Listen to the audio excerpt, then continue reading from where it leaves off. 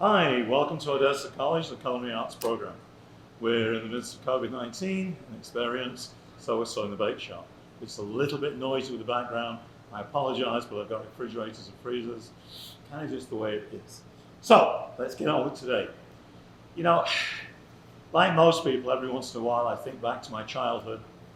It takes me a long time to get back there because it's a while ago, but I do it.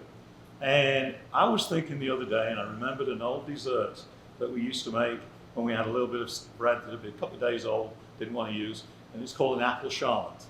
This is a hot apple dessert. You can make it with pears, but it's really just one of those treats from childhood. So let's kind of get started. And of course, you've got the recipe. In this bowl, I have apples which I've already cooked. They were peeled, sliced, cooked with a little bit of butter and sugar. Now, I know I'm not very good at this in the sense I keep saying a little bit of sugar, but from my perspective, I would prefer that you sweeten to your palate rather than worrying about X number of ounces, etc.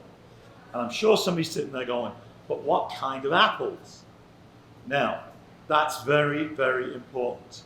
I use a very specific variety of apples that I buy at the grocery store. It's called the on sale apple. That's my favorite. Seriously, just about any of the apples that you can buy works great. Buy them when they're on sale. Make the most of those opportunities. A little bit of cinnamon in there, it was cooked. These are just what we would call knife tender, meaning if I put my knife in it, I can just feel a little bit of resistance. It's just allowed to go cold. If I want to put a little bit of extra fruit in there, I can. And what I'm going to use is soft fruits in the sense of blueberries, raspberries. I wouldn't put strawberries in, I would put blackberries in. Now, you're probably wondering, how on earth does bread get involved in this? So what we need to do is find a mold. And again, you can see I used a very expensive one. And truthfully, if you've got a decent sized tin can that's clean, use it. It was brushed with butter, but this is the worst part, hence the calculator. Are we ready now? This is math. That's 360 degrees, however many, yeah, come on, let's not do that. So, trimmed it up, cut my bread into little wedges, and I really want a nice tight fit. I'm just going to brush the outside of the bread with a little bit of melted butter. You don't have to brush it, you can spread it. Use one of those really complicated culinary terms, which is squish it down there. And of course, the nice thing with the bread is you can kind of make it fit. But you do want to try and make sure this is nice and tight. Put some of our apples in. There you go. If you're going to put blueberries in, put them in at this stage. I'm not going to. I'm just going to carry on and pack this with apples. Press them down. And like I said, you can make this with pears. I'll be honest, I've never tried making with peaches, so if anybody out there decides to, let me know. This is for the top. You're wondering how I cut this? Just with a knife. Again, it's that squish it in.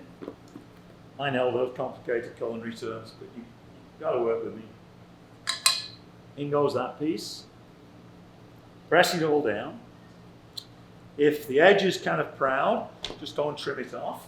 The top I like to brush with butter. Takes it a little bit longer that way. So it browns nicely for me. Okay, so what we do then, this goes into the oven about 350 degrees, and it's going to cook till it's nice and golden brown. Remember, your apples are already cooked. Soft fruit literally cooks like that. So really all you're doing is making sure that center gets nice and hot, but you want a good crust on the outside. And if everything went to plan, that's what it looks like when it comes out of the oven. Now, this is the tricky part, because of course we've got to turn it out. Let this sit for 10, 12 minutes, just so it gets a chance to kind of solidify. Plate, dish, whatever you're going to do, turn it over, and then you kind of go, please, especially that on camera. Would you look at that now? She came out beautifully. And there we have it. A traditional English charlotte. I know you want to see what it looks like inside. Frankly, so do I. Take your knife. You can use a serrated knife. You can actually even use where you've got natural breaks in the bread. Remember, this bread's going to be crusty. The pieces that we trimmed off, we've kept. And I put those in a bag. There we go. As you can see, I did put blueberries in this one. So I put all my extra trim of bread, scraps of bread in a bag, so it was ready to make some breadcrumbs at a later date. Little bit of cream on top. Ooh. Now when I do a dessert like this, I don't really like fully whipped cream. I like it to be more in this kind of texture, just really sort of thick, because the heat of the dessert will then help to start to break this down, and it just creates a much better mouthfeel.